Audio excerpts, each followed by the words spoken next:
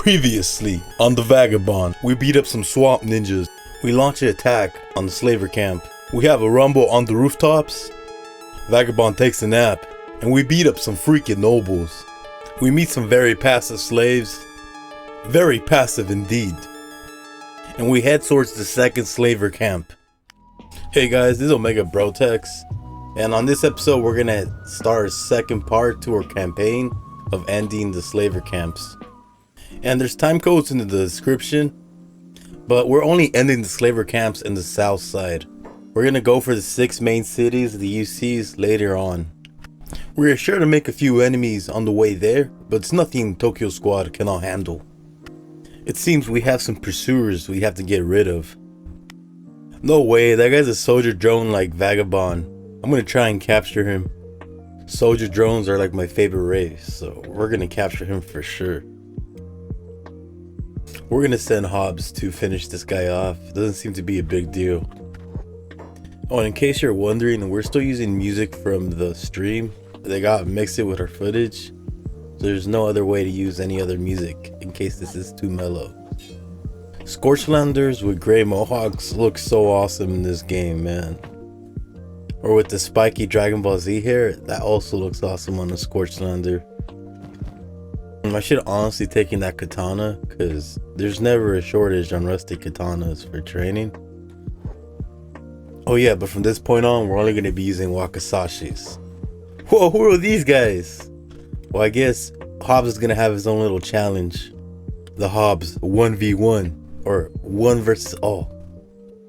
I was originally trying to send in the rest of the squad, but they're on passive and hold, so enjoy the whole show. Hashtag no talking during fight scenes.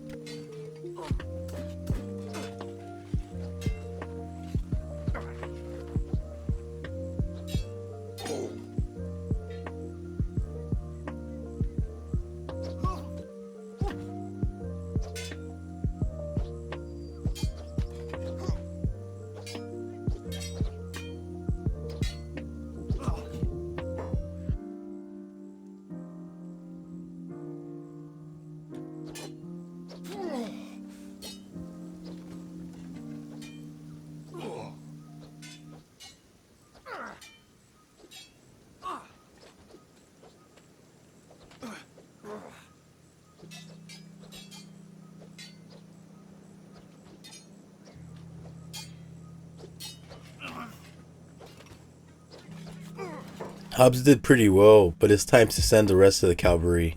I mean, it makes sense he got overwhelmed, but he did really good. I thought he was going to beat them all up. I like letting him use the sandals and the assassin rags, because that increases his weapon attack speed, and I'll make him even more deadlier with the katana.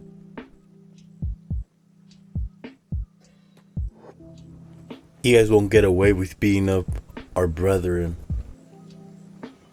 So we're back from our hiatus, guys. Originally an episode was supposed to come out last Saturday, but it's gonna have to come out this Saturday, unfortunately. I remember I was doing these crazy shifts at work where I work all day, and then I'd get home and I'd work all night on the video, and then I'd go to work the next day without sleeping, and then I'll work 2 days and then make 1 video per sleep. And I did that twice, and I had so much pride in that. I felt like, this is awesome, I can keep doing this forever maybe. It was disappointing I wasn't pumping out enough episodes. I went through 3 episodes, an episode every 3 days. But it becomes a little overburdening over time, you know? But I sticked up for a bunch of people at work because they're doing extra work and not getting paid for it. And they're all Mexican, and I was like one of the American citizens there. So I let my voice be known. And everybody got a bonus because of that same day, and I was like, damn, my voice was heard. But my employers were not happy. So that Friday, I got a phone call saying I lost my job, and I was so depressed because I did not know how to keep paying for my Google ads, and I was like in a shell, you know, it just broke and I didn't know what to do. Luckily, my auntie fought for me, and on Sunday I received a message saying that I still have my job because I'm an awesome worker and I get more work done than most other people. But by that time, the damage had already been done. I fallen in a state of depression where usually I quit or give up and I don't know what to do. and the only way I could handle the situation is by binging a game. And I did binge a game and a couple animes. I started playing this game, Stardew Valley, and it's kind of like a farming game, and it was pretty cool. I played it on my phone and I bought it for $5 on the store, on the Play Store. It was awesome, but you could play it offline, so I could play it anywhere. I won't ask for my viewers' forgiveness, but I will hope you understand that I am human too. And there's some amazing humans out there that could pump out a lot of episodes. And I'm just trying to get to their level, man. That's what I really want.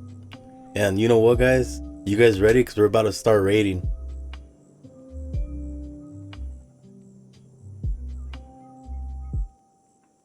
Those gay guards don't look scary to me, guys. Let's go beat them up. Nah, but I seriously gotta give a thanks to Zach Alfred, a really good friend of mine, who's also been watching the episodes. He started off watching our episodes, but he's in a Facebook group with us. But thanks for the little extra push, man. We're back on track. We're back on track because of you. But I'm not digging this music at all. Like, it stinks. I wish I had.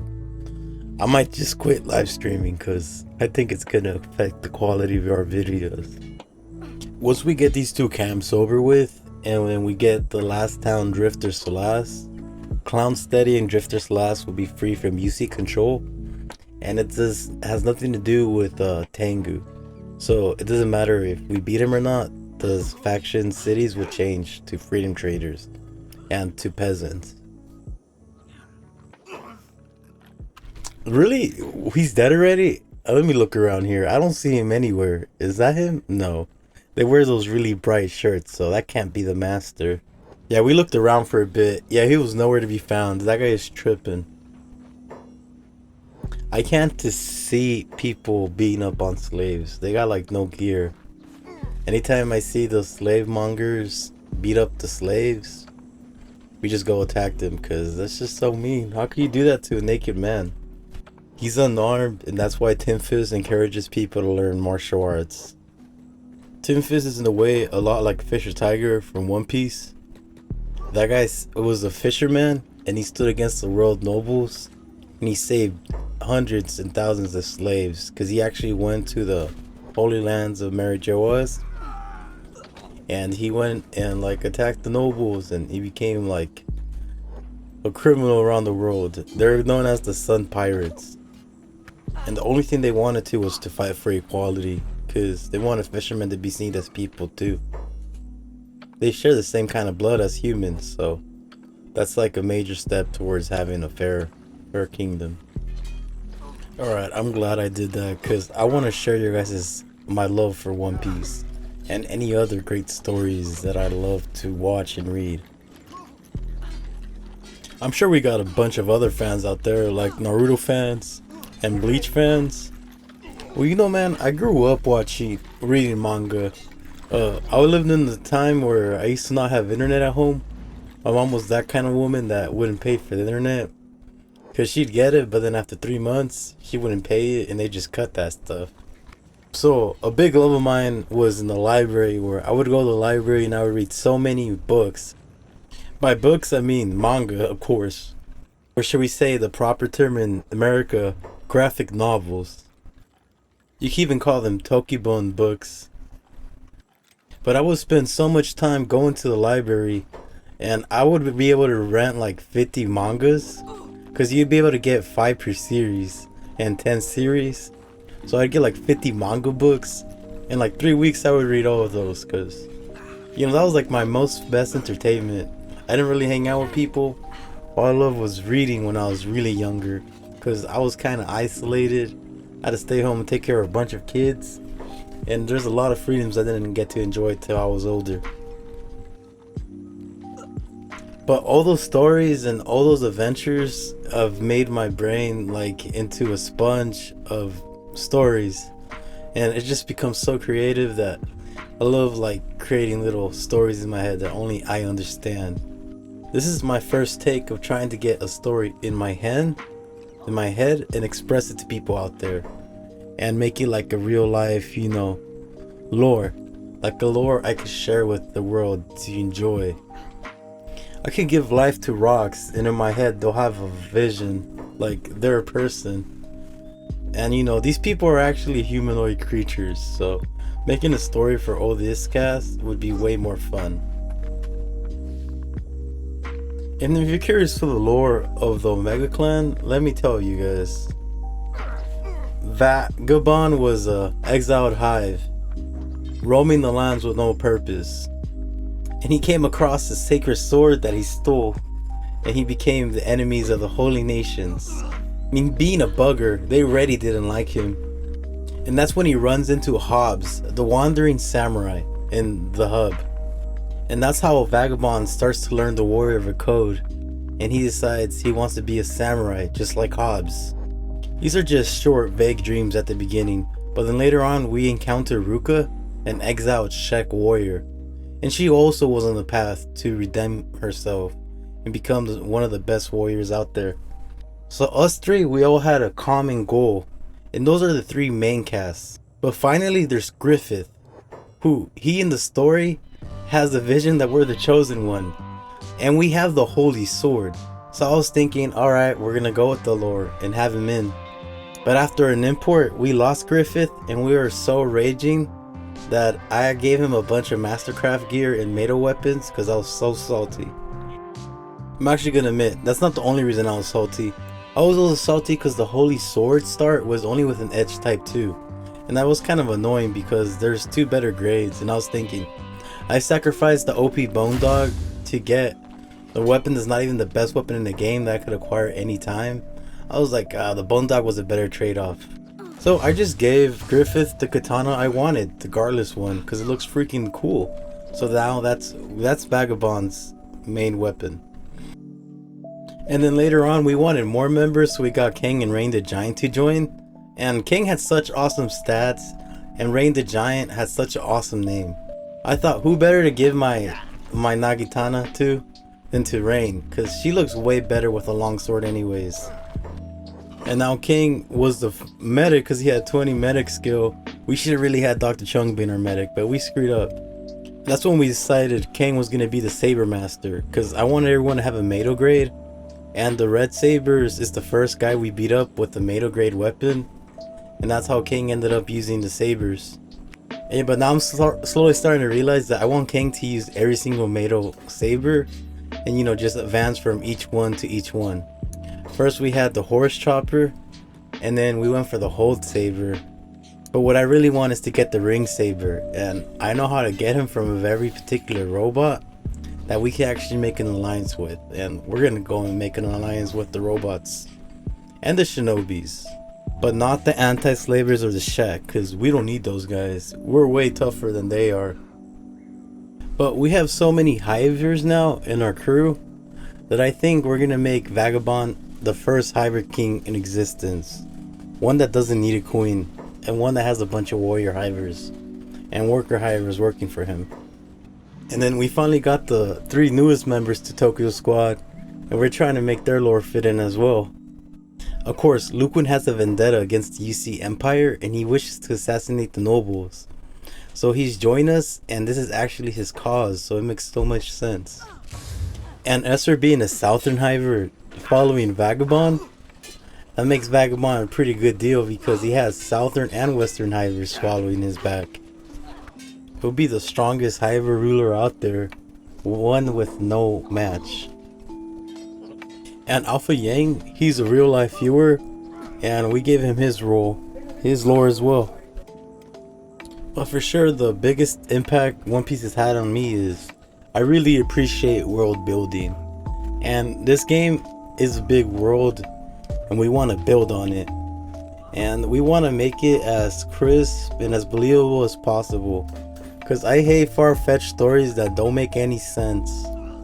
Vagabond's following Hiver lore, you know, he's in exile.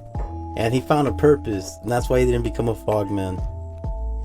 But continue talking about stories. I want to talk about this one thing I do is I always look at animes and manga. I see them as the same, of course, but there's a big rule I do.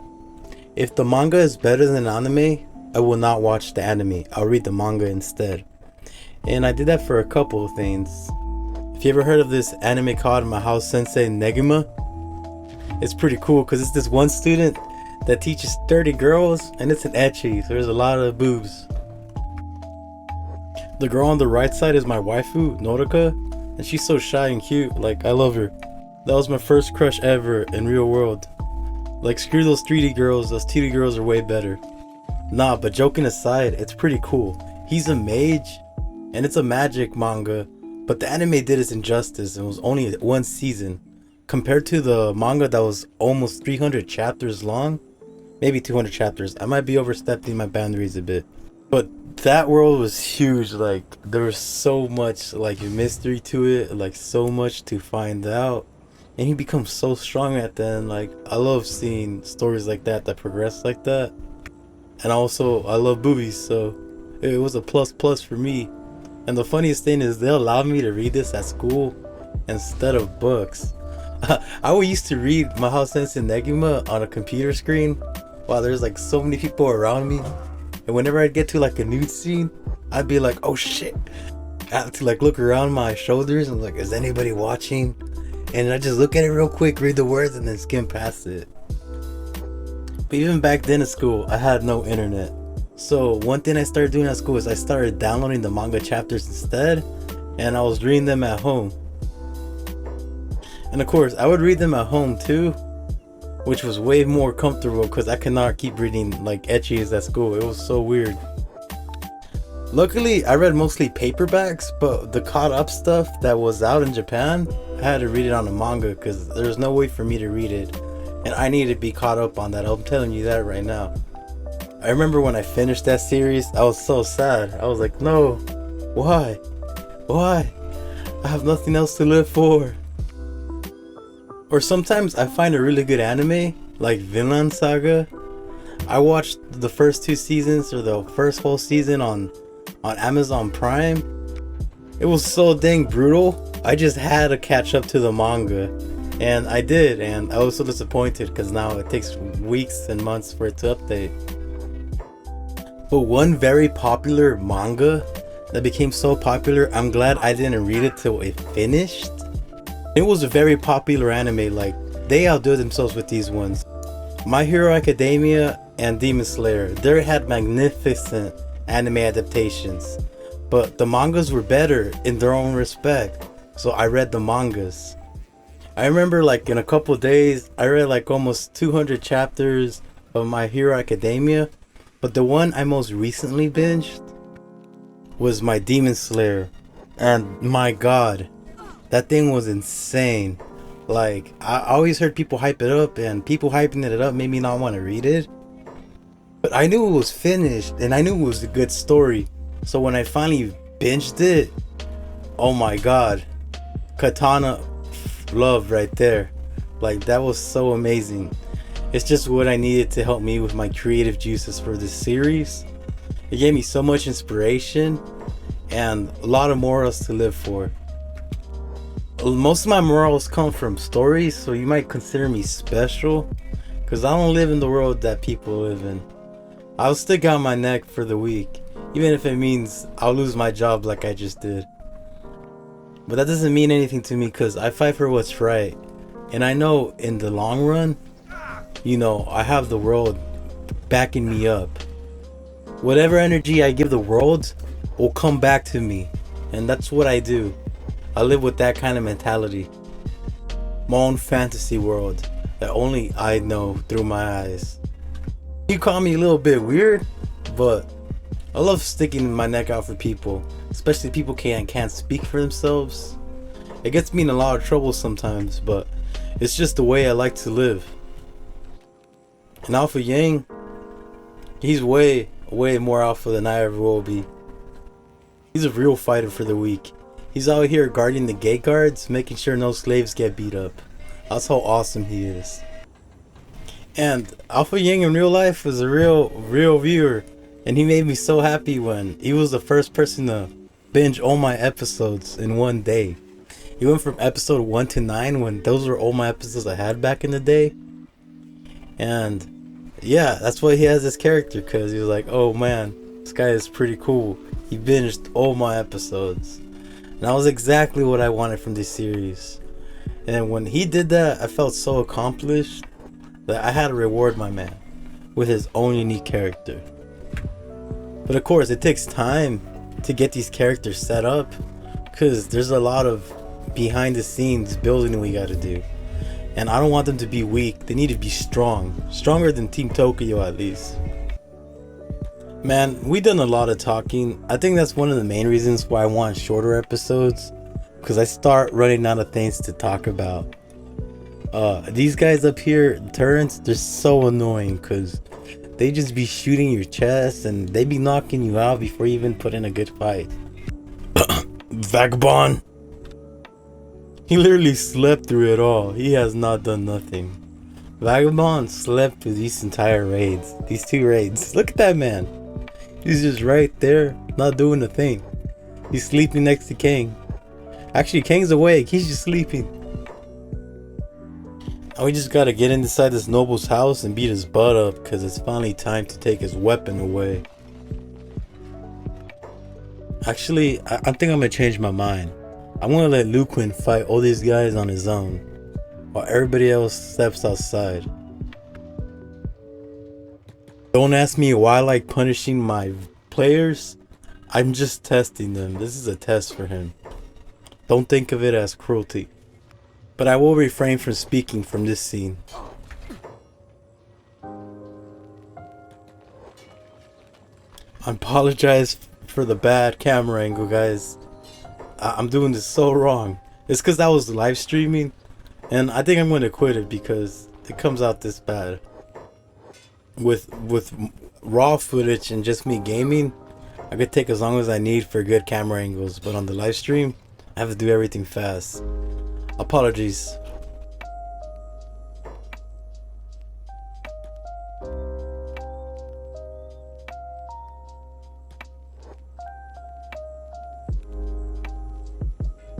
Not gonna lie, this is so annoying. Just let Luiquin fight on his own, guys. I should have just left these guys on hold.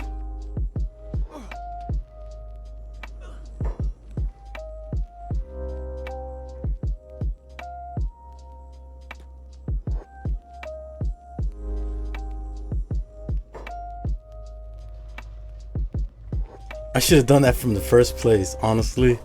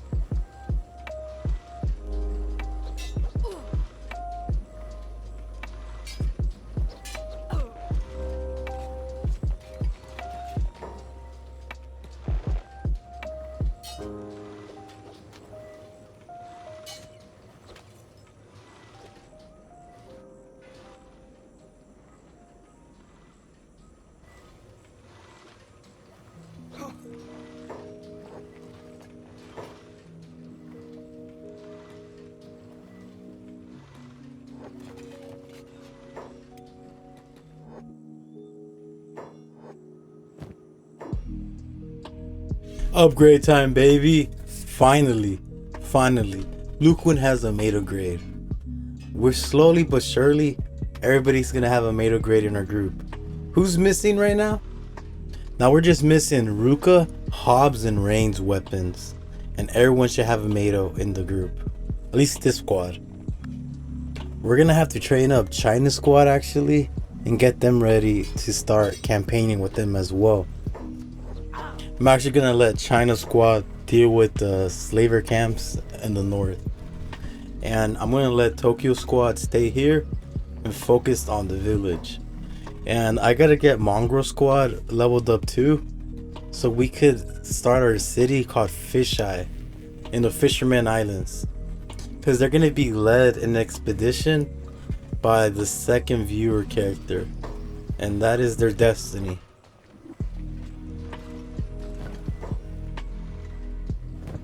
And if you guys made it this far, Thank you guys so much. Gracias.